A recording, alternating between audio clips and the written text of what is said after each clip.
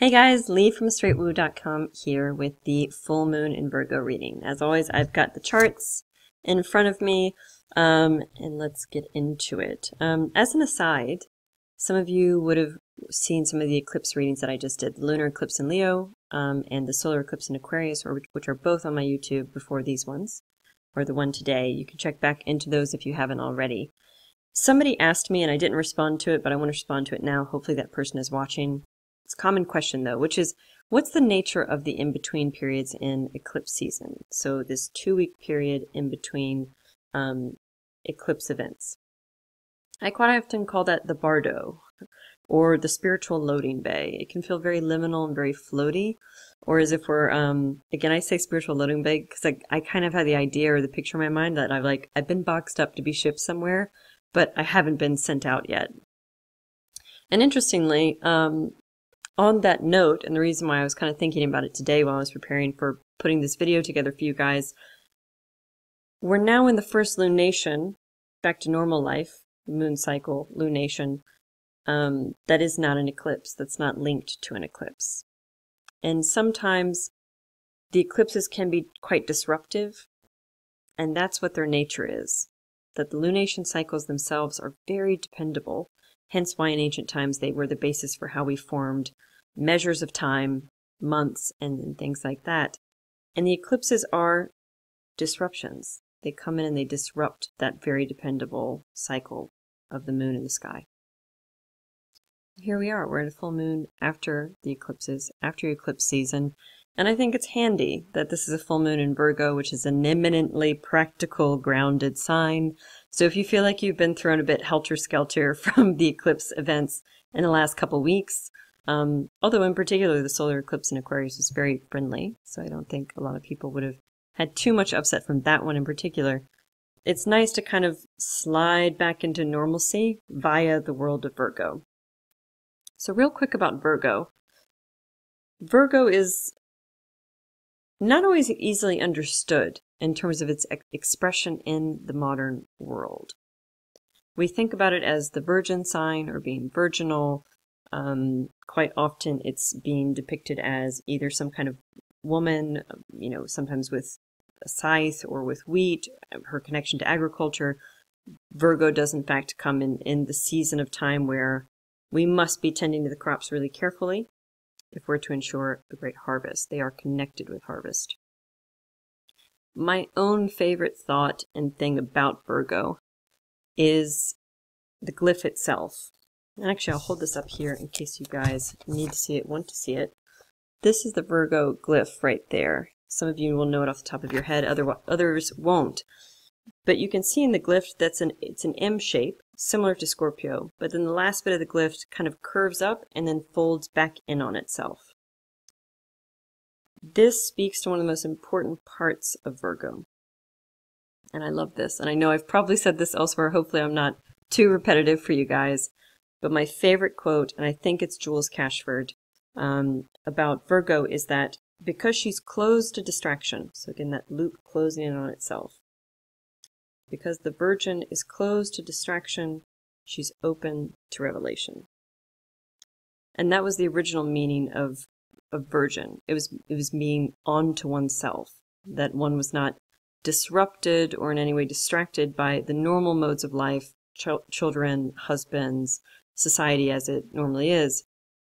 And definitely Virgo has a tie-in or a connection to the archetype of the maiden journey, of people like nuns, or people that choose an ascetic lifestyle. So there's a sense with Virgo of being on to oneself. They're very interested in the self-development of themselves. They're very good for that. And there's also sometimes with Virgo, for that reason, like a sense of containment. These are the boundaries. This is what I will allow and I won't. This is what's productive and isn't.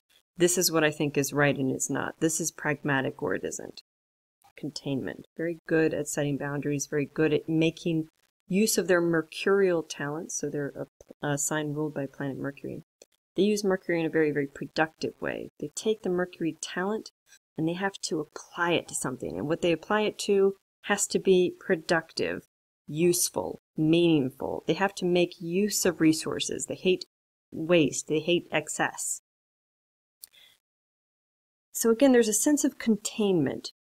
Not in the same way that a sign ruled by Saturn might feel, like Capricorn or Aquarius, which are both, Saturn has boundaries. This is more, I can't find a better word, containment.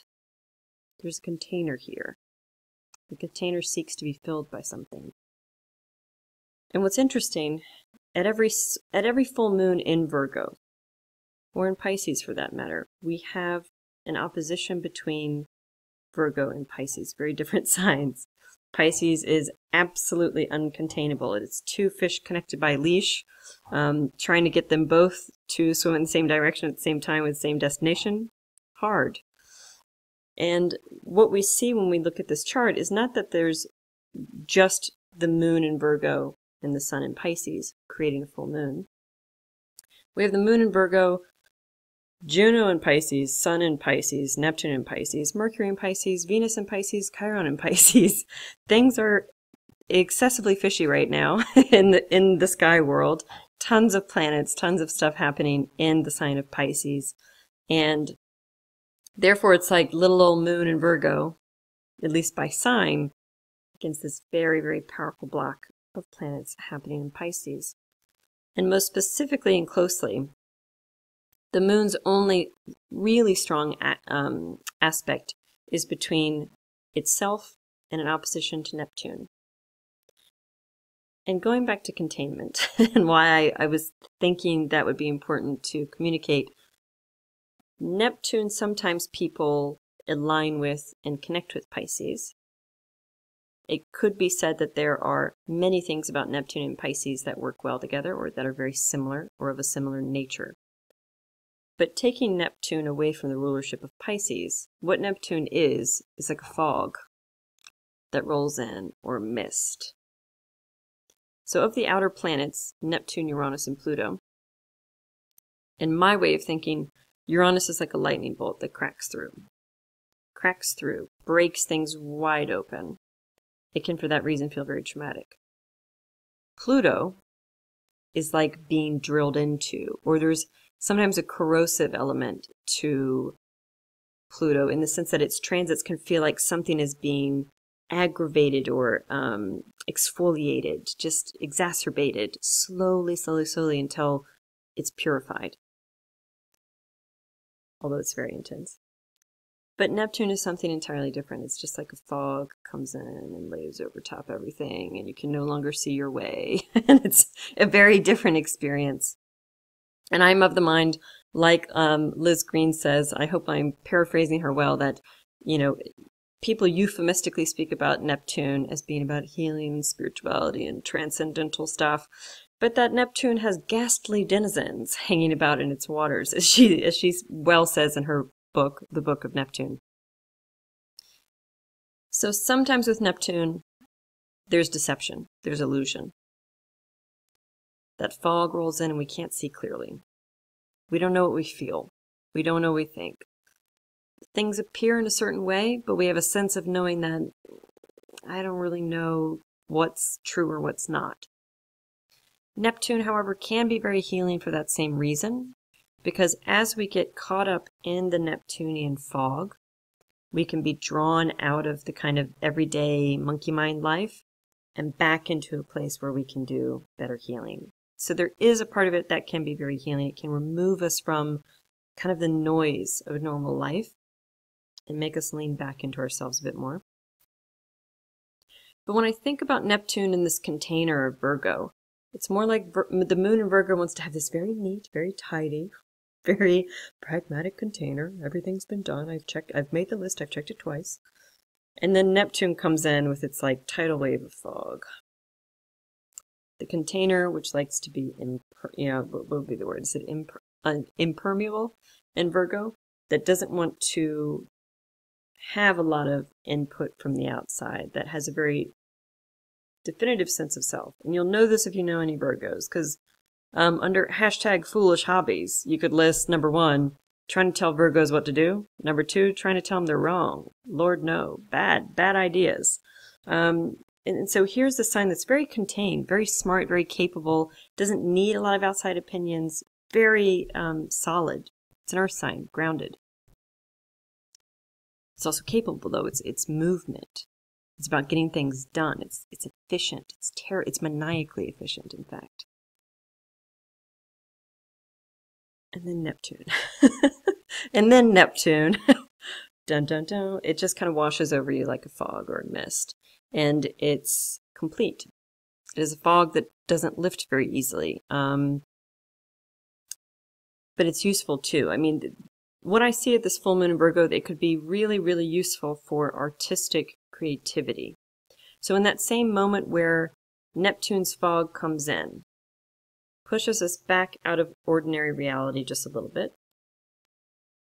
we get into a better space where we can receive creative ideas, receive creative impulses from that otherly place. Because then, as any artist or writer or performer, anybody in that scene knows, you don't really do the work yourself. It just kind of comes down. So this is an excellent transit for that, for opening up Virgo's very tight container to a little bit of inspiration. So that's one thing that I'm thinking when I see this chart. And interesting, there's a transitional sense in this chart for two reasons. I always look at the things that are happening on the day of a given chart. Obviously, when I'm looking at the new and the full moon, I'm really paying attention a lot to the moon, what sign it's in, what aspect it's making, that kind of thing. And then the second kind of criteria that I'm looking at is I look at the ruler of the moon itself. I want to know what sign it's in, what aspects it's making. So if I'm looking at the moon, right before the full moon, there was a very strong trine to Saturn. So it's a really, really nice relationship between the moon and Saturn. Kind of serious, not very sexy, but it's quite serious, quite stabilizing, solid. We have the full moon, fog of Neptune, rains down, mixing up the field, making things much more subjective, much more impulsive and instinctual. And then the moon will move into a trine with asteroid Pallas, who is like, in my mind, a sexier version of Saturn. So she's solid and capable like Saturn, but she also has this great creative part of herself where she's able to strategically make a plan in the same way that Saturn would like, that it's serious, it's grounded, it's well thought out, it has legs to go the distance.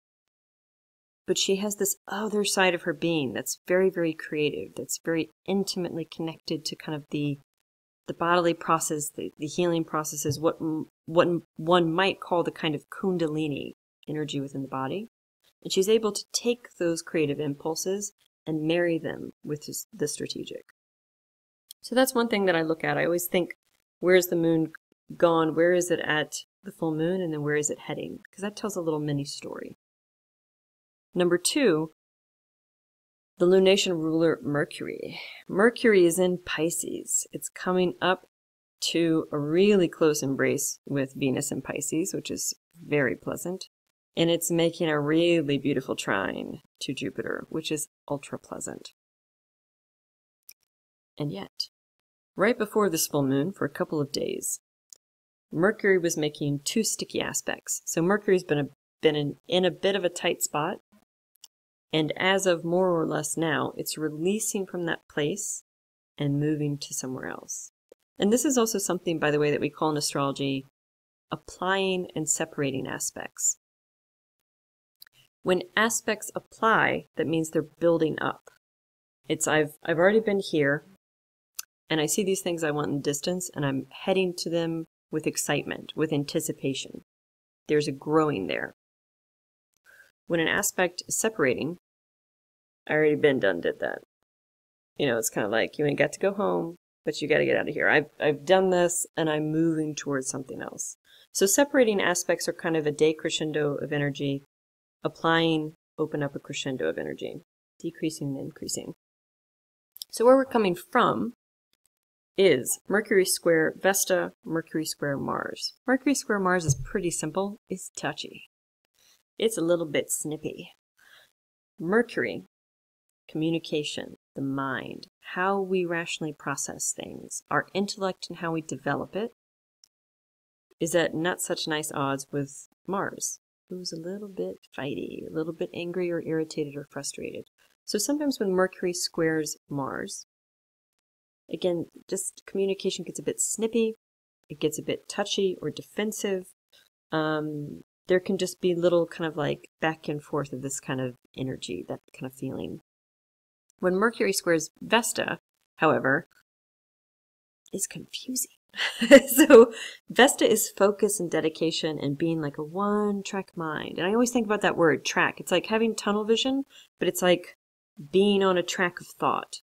And when Mercury and Vesta are working really well together, it's like they've saddled up and they're riding to the same place. They've got immense focus and determination. You're able to like read 100 pages of books. You're able to listen to a ton of seminars and really like sponge it up. There's a capability and a direction and a focus that are really well married. Now, obviously, if they're not getting along very well, it's kind of like trying to get on track with something and you can't. You can't write the thing. You can't read the thing. You pick up the book a million times and it's just like the words scramble in front of you. You have a point that you need to get across or something you need to present or something, and it just doesn't go like amazing. It's just like kind of teetering along instead of cleanly moving down the track. That also creates problems of focus or attention span or just feeling a bit muddled, which may have felt extra muddled, being that Mercury is in Pisces. Traditionally, it's not considered a great place for Mercury to be. I don't necessarily feel that way. There's a ton of writers and speakers and authors and people that use written and spoken word every day that have Mercury and Pisces that are tremendous creators. But it is true that Mercury wants to be kind of cold and rational and kind of cut through emotional dross and get to the point. That's Mercury. It's a very pointed planet. In Pisces, it's a little bit more feeling, thinking, vibrating. The energy says it's much more at home in a subjective world about, what is and isn't. It's much more subjective than rational or subjective than objective. So we've been in this slightly muddled place, maybe a touchy place, maybe not so much great, concentration or ability to kind of get things done in a certain way with using Mercury, harnessing his mental powers. But then we're moving into this beautiful new landscape. It's like going on honeymoon after working a ton of crappy shifts in a row, basically, is what I see. Mercury is about to conjunct Venus. So the mind and beauty, speaking and art.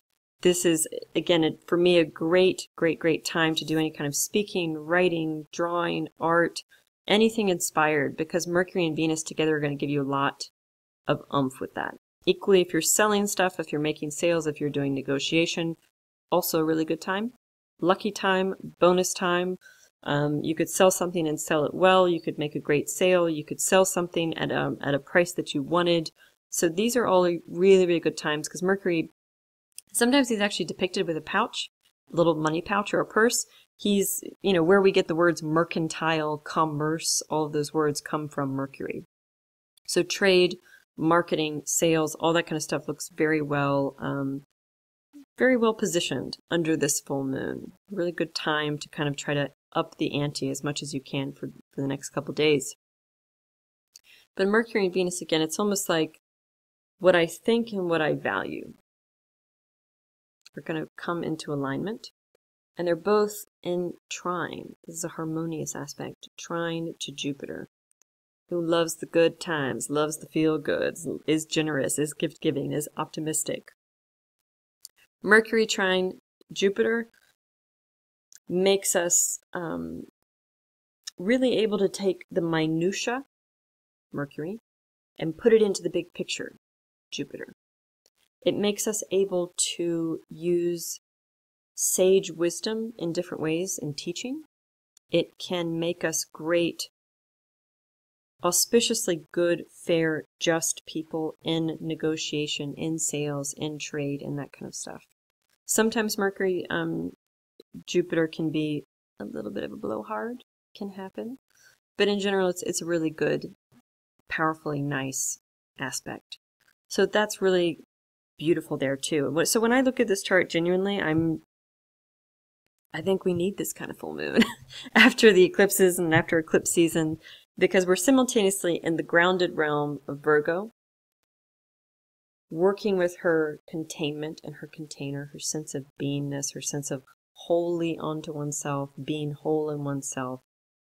But then we've got all this Pisces stuff happening, opening up the intuition, opening up the feeling vibes, allowing us to get in touch with different parts of our persona and personality that are more subjective, more inclined to feel into something and have like a empathic relationship to things. And then we've got really good vibes coming from Mercury and Venus both trying to Jupiter. There's only a couple of times a year that Mercury or Venus will trine Jupiter, and they're both happening together in this one chart.